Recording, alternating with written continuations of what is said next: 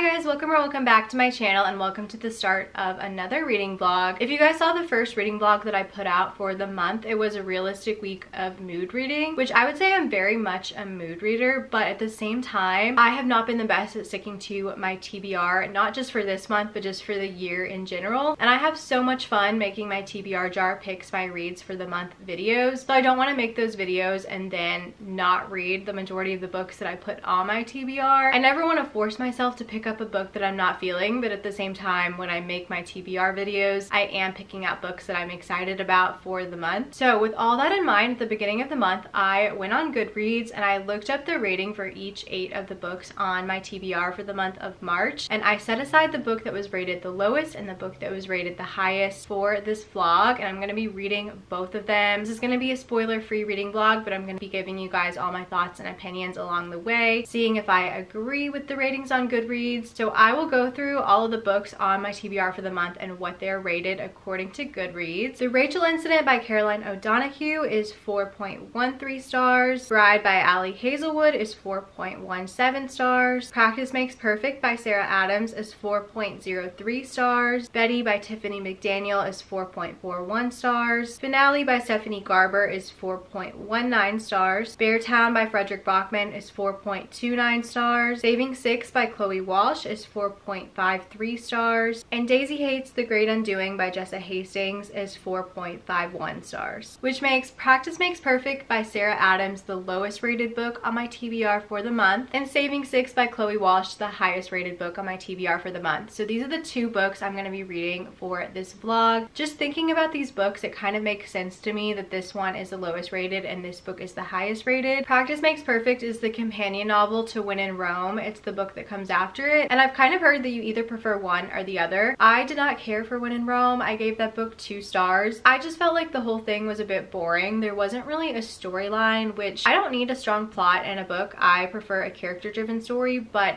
in that book, the characters were a bit bland both together and as a couple. I didn't really feel like they had strong chemistry or connection, so the book just wasn't giving me much, and it's marketed so heavily as like a small town romance, but I felt like the small town and the setting wasn't giving me a lot either. So I'm hoping, since I didn't care for that one, that this one will work for me. I know in this book we follow Annie, who is the sister of our male main character in book 1 and the future sister-in-law of our female main character in book 1 as well, and it's her romance with our female main character from book 1's bodyguard. So it sounds super cute. I know he's more of the bad boy, she's more of the good girl. He's gonna give her advice on how to date. And then Saving Six is book 3 in the Boys of Tommen series, which I absolutely adore. Book 1 and 2, they were my very favorite books of the year last year, and I feel like people are such big fans of this series that going into book 3, you're not gonna pick this one up unless you absolutely loved book 1 and 2. So I don't see people going into this to like hate read it, but at the same time, I do feel like people's expectations are probably pretty high going into this book, so if they didn't like it, then I think the rating would reflect that. So I'm hoping I love this book. This is following a brand new couple, Joey and Eva. Joey is the brother of Shannon from Binding and Keeping 13, and I don't really know what the plot or the timeline of this book is going to be, but I'm just expecting it to be a bit heavy and emotional, but I'm hoping that I love it. So these are the 2 books I'm going to be reading for this vlog. I'm going to be giving you guys all my spoiler-free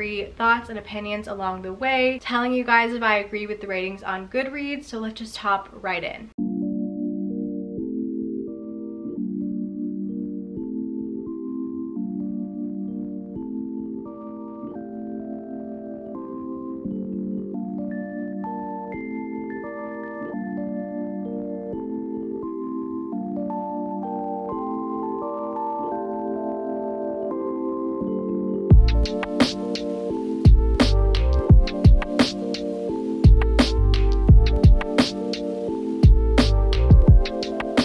I'm the quiet one in my family, the one with her nose always in a book because she prefers worlds where she doesn't have to interact with other humans. It's so much easier to read about relationships than to foster them. Less dangerous too. I can't offend anyone written into a book.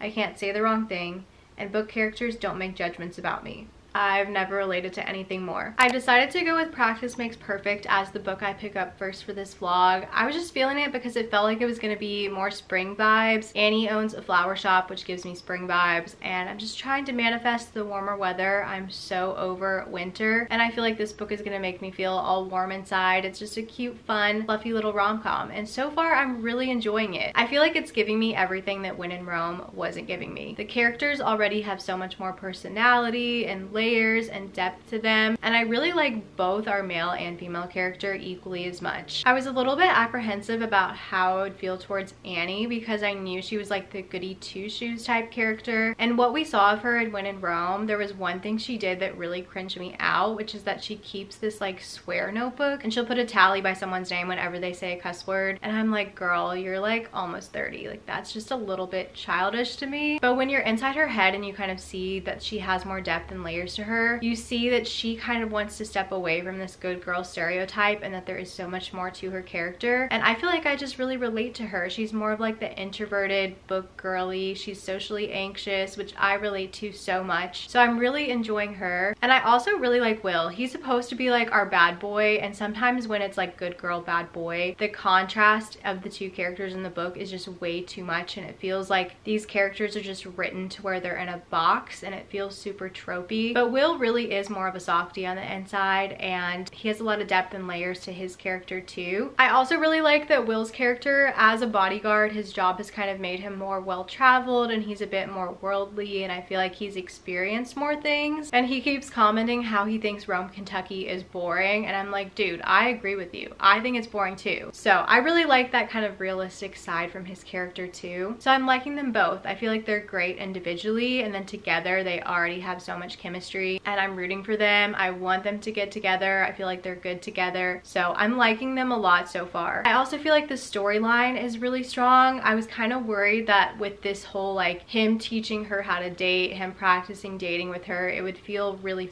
forced and a bit contrived, but I feel like the way it was set up was done really organically and really naturally to how the premise of this book is. I also really like our two main characters from When in Rome in this book more as side characters. I feel like they work better as side characters. So I don't know, this book is just kind of like giving me everything that When in Rome wasn't, and I'm having a fun time with it. I don't think it's going to be like my favorite thing ever, but it's fun, it's cute, it's giving me the serotonin boost I want and expect from a Sarah Adams novel, so all good things so far, and I will check in with you guys in a bit. Hi guys, I'm about halfway through Practice Makes Perfect. I'm on page 160. I didn't have anything specific I wanted to update you guys with, but I thought I would just do a little check-in since I'm almost halfway through. Also, side note, I'm so sorry if the sticker on the cover is driving you guys insane. It is bothering me. I've tried to peel it off, but it's one of those ones that's not going to come off in one go. Every time I try to peel it off, it like comes out in pieces, so I'm gonna have to get Goo Gone or something. But in the meantime, I'm just dealing with it. I'm so sorry if it's annoying you because it's annoying me too. But overall, I am really enjoying the book. It's very cute. I don't think it's giving me that same giddy feeling I felt when reading the cheat sheet, but I'm definitely liking it more than When in Rome. I feel like I really like the couple better in here. One thing I think Sarah Adams does so well is even though she's known as like a clean, closed-door romance author, Annie and Will in here still have a strong physical connection, and there's still tension building up and good chemistry between them. So I really like how she's done that. One thing about the romance though that's bothering me is the pacing is just a little bit off. I feel like it's not linear pacing where we have like scene after scene building upon each other and their relationship building up. I feel like it's kind of been up and down. Their first kiss, I kind of wish it would have happened a bit later. It kind of makes sense because Will's teaching Annie how to date, and that is definitely a part of it. But I remember in When in Rome, their first kiss was out of absolutely nowhere, and it really bothered me. In this one, it didn't bother me as much, but I do think it could have come a little bit later. I'm probably somewhere between like a 3.5, 4-star with this book. I'm really hoping something happens to make me just love it a bit more because I want to love it and I want to give this book 4 stars. But right now it's feeling a little bit more like a 3.5, 3.75. So I'm hoping it picks up from here. I'm probably just going to binge this until the end, and then I'll update you guys with my final thoughts when I have finished.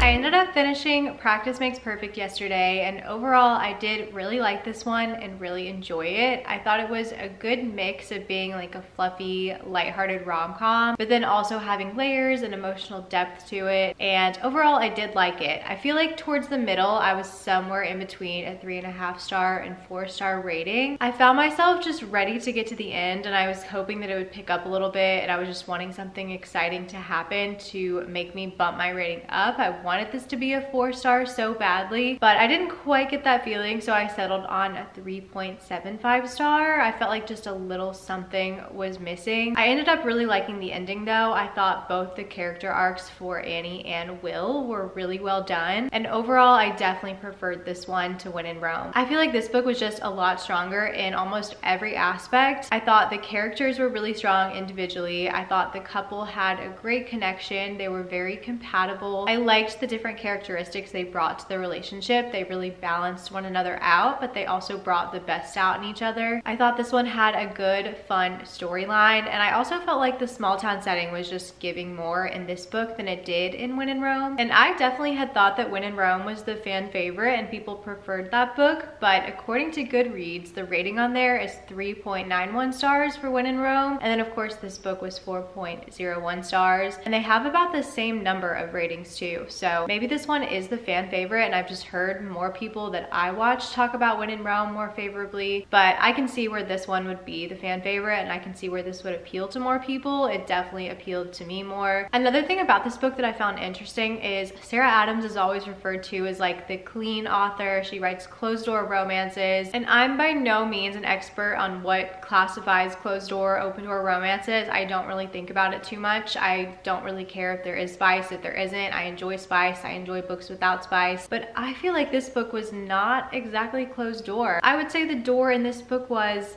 just slightly ajar, a tiny bit. Not that it was spicy by any means, and there was nothing explicit in here, but just from how much everyone says Sarah Adams is a closed door author, this to me didn't feel completely closed door. So take with that what you will. Let me know if you agree with me. I don't know, I could be completely off there, but it just gave a little more than I was expecting. I also do think the ending kind of set up a third book. I was sort of curious the whole time if this series was going to continue on, or if it would just end with 2 books and be like a duet companion novel type thing, because I do think there are a lot of interesting side characters who I would like to read books about, and the ending of this definitely set up 2 characters to kind of have a little something to where I think there could be a book 3. And then I was reading the acknowledgements, and Sarah Adams actually says, I guess I should end this and go write the next book set in Rome, Kentucky.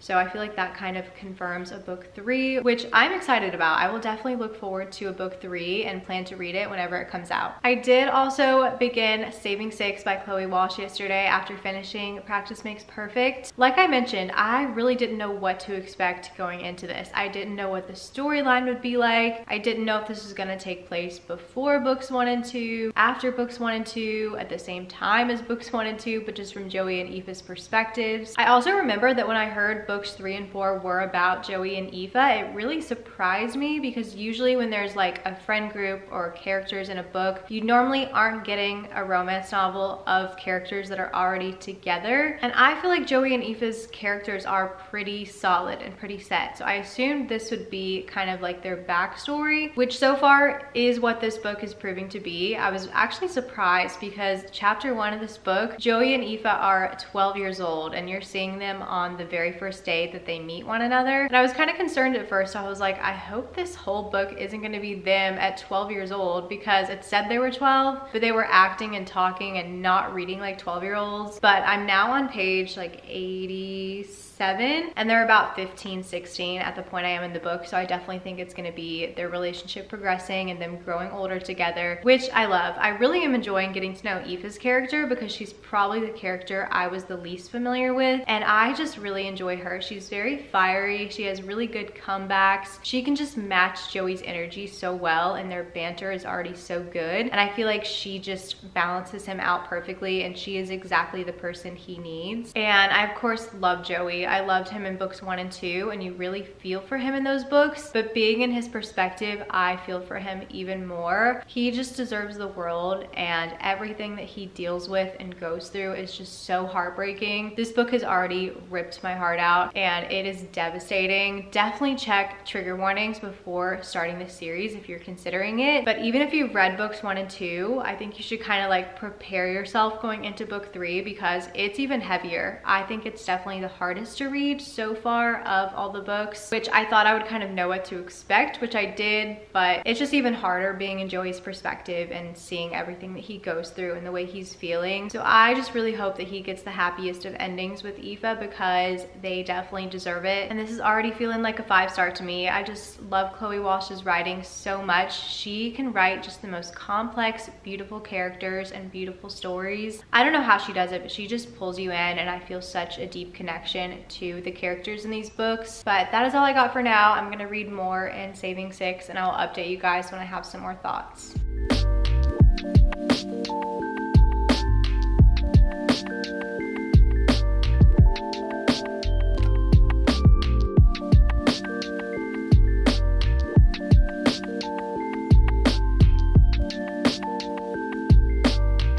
I'm almost to the 200 page mark, and one thing I did not expect out of this book is for it to be a slow burn, which, thinking about it now, this book is like 480 something pages. I actually just got Redeeming 6 in the mail today, and I was not expecting that book to be as huge as it is. It is like 700 plus pages, so I don't know what I thought I was going to be getting like almost over 1,000 pages of, but I kind of just thought it would be like Joey and Aoife good the whole time. Based on how they are in Binding and Keeping 13, I just felt like they would be like set from day one. I didn't expect there to be so much lead up to their relationship and for it to be the way it is. It's kind of low-key giving a less toxic version of Magnolia and BJ right now. They are very frustrating to see their dynamic. It's understandable, like you can definitely sympathize with Joey based on what he goes through and why he is the way that he is, and he's very guarded and he has walls up and he doesn't want to let Aoife into his life and bring her down with him. That's kind of the way he feels. But I don't know, as much as I feel for Joey and as much as I love him as a character, I do think I enjoyed reading about him more as an older brother than I'm enjoying reading about him as a boyfriend or as a love interest. And I don't know if I'm connecting to Joey and Aoife as much as I connected to Johnny and Shannon. This story, I feel like it's just a cycle of endless misery, and it's so sad and it's so heavy. Whereas I feel like with Johnny and Shannon's books, you kind of got more happier times because Johnny's situation is a lot better than Shannon, so he kind of like brought the light out, where Aoife's character kind of is that for Joey. But I don't know, I feel like Joey right now is in such a dark place, and it's gonna take a lot to bring him out of that and to maybe see some good in their story, which I'm hoping for and I'm expecting. But right now it is just kind of repetitive, and it is kind of just so sad to read about these characters, and they're so frustrating. I just like want them to be together already. I just kind of assumed that they would be good from day one based on how they are in books 1 and 2, but obviously that was kind of like dumb for me to think that. But right now I don't know how I'm feeling in terms of rating. It isn't quite feeling like a 5-star anymore, which is sad. It's definitely still feeling like 4.5, 4.75, but I don't think I'm just feeling that same feeling I felt when I was reading Johnny and Shannon's books. Johnny and Shannon's books are just as longer than these books, and I was like, these books could be even longer than they are. I could read about these characters forever. Hi guys, I finished Saving 6, so I'm here with my final thoughts. I was planning to do one more update in between my last one and finishing the book, but my thoughts really didn't change. I feel like this book was kind of repetitive, and I don't necessarily mean that in a bad way. It was more so like the same thing was happening in this book, but just on different days and in different scenarios. So my thoughts really didn't change since my last update, and I think I'm gonna give this book 4.75 stars. I didn't quite get that 5-star feeling. There were moments when I had the feeling, but overall, I just don't think I connected as much to Joey and Aoife's characters as I did to Johnny and Shannon's in books 1 and 2. I feel like in books 1 and 2, just comparing it to Joey and Aoife's story, it was a little bit more uplifting for me. Like, I feel like although although there was so much sadness and hardship in both of those books, I felt like there always was this like positive, uplifting undertone, especially through Johnny's character. I feel like he was the light in that book and really made me root for the characters and look forward to their happy ending. Whereas in this book, at times it almost felt like you couldn't see the light at the end of the tunnel because there's so much darkness and sadness in this book, and it kind of just felt like misery on repeat. So we still have a good bit to go in Joey and Aoife's story in the next book, which I am looking forward to continuing. This book was just definitely hard to read at times. I didn't find these characters quite as endearing as I did Johnny and Shannon. Johnny and Shannon just have such a special place in my heart in their friend group, and Joey and Aoife, I just didn't get that same connection, but I still absolutely adored this book. To conclude, I gave Practice Makes Perfect 3.75 stars and Saving Six 4.75 stars. So I kind of love that I gave these books 1-star rating apart. To me, I can see why this is the lowest rated book on my TBR. I don't think this one would work for everyone, and I could see where this book would work for a lot more people. Both are part of a series. I feel like if you're reading this book, you are more invested in the series and more likely to rate this book higher. Whereas with this book, it was more of a companion novel, and I could see where maybe you would like one or the other. You're not necessarily reading this because you were invested in the characters from the first book. And I feel like Sarah Adams isn't the kind of writer for everyone. You definitely have to be in the mood for her books. They are very cute and fluffy, and at times can be a little bit cheesy, but to me they're cheesy in the best way. So I actually really enjoyed both of these books. I had a fun time reading them. Let me know if you guys have read either of these and what your thoughts are on them, if you tend to agree with the ratings on Goodreads or not. So with that, I'm going to close out the vlog. Be sure to give this video a thumbs up if you did like it. Don't forget to subscribe to my channel if you're not already, so that you don't miss out on any of my future book videos, and I will see you guys so soon in the next one. Bye guys.